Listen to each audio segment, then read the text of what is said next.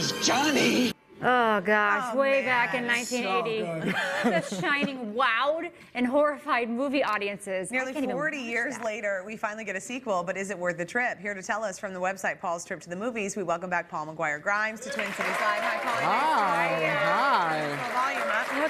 Okay, so let's talk about the book versus the movie. What's happening here? So this is Dr. Sleep, and it's about the little kid, Danny Torrance, is now an adult, played by Ewan McGregor, and he really has to confront his past trauma and the relationship that he had with his dad in order to help this young little girl whose power with the shine is even greater than his ever was. I can imagine. He is traumatized, and he needs a lot of therapy. Well, and that's kind of what the movie really addresses. So yes, they go back to the Overlook in a sense, and Mike Flanagan, who wrote and directed this, he did The Haunting of Hill House on Netflix, so he's great with horror.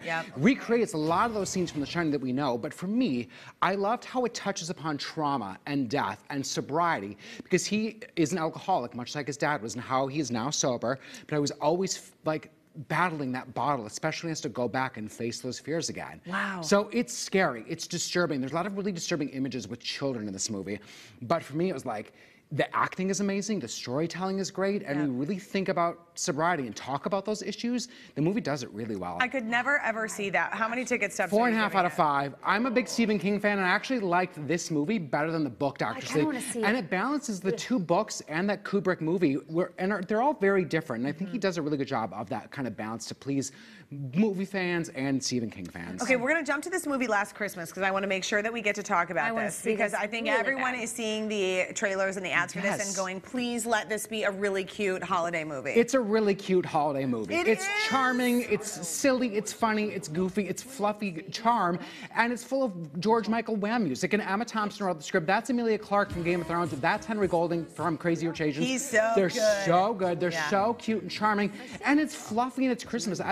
You have to go in with the right expectations of just wanting to be filled with the Christmas cheer. That's what I want. English accents, and they're makes just the Christmas movie even better. You know, exactly. And Michelle Yeoh plays the shopkeeper in it, and like go in knowing that you're gonna figure out what the twist is very early on, and it's fine. Like if you like your Hallmark Christmas movies, you will enjoy this. I asked Paul, I said, well, my husband, I want to take my husband, we want to go on a date, will he enjoy it? And he said, you know, Steve Hansen loves Hallmark movies, which he does. He'll love this. Yeah, I love Hallmark movies too, and I just had a great time. I just sitting back and being filled with the cheer, and it's all about like looking up and being present in the world, and like what we're maybe missing out on by being buried in our phones too much. Isn't that the truth? Okay, how many ticket stubs? So 3.5 out of 5. It's not overly original. Don't go in expecting, originality. It's a rom-com. So knowing that. Yeah, that's very good. All right, you guys, thank you so much. Thanks for having me. You're so great. Visit Paul's website, paulstriptothemovies.com, for more movie reviews. You can also listen to Paul on the Colleen and Bradley Show on My Talk 107.1 every Friday. Or you can watch him on his YouTube channel, also called Paul's Trip to the Movie. Next up, a St. Louis